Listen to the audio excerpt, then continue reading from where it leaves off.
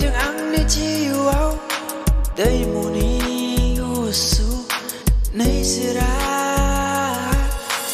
nàng không nô na ăn đi chiều áo bởi lại từng ăn đi chiều áo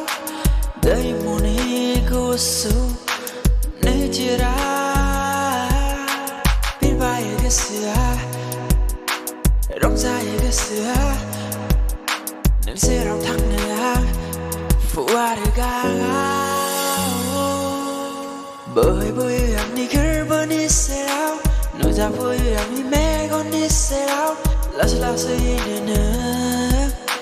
Berbainw Hombai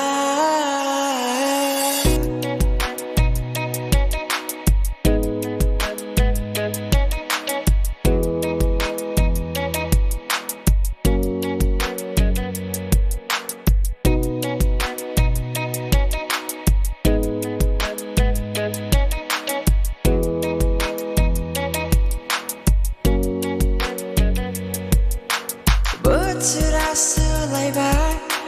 anh đi hôm nay không vừa búa gì nữa Hombai là gì nữa anh đi xa nữa Hombai sự ra xưa lại bài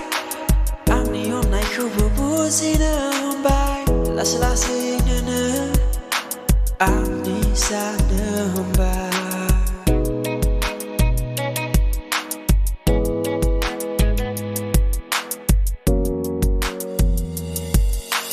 nàng không nô na ăn đi chiều áo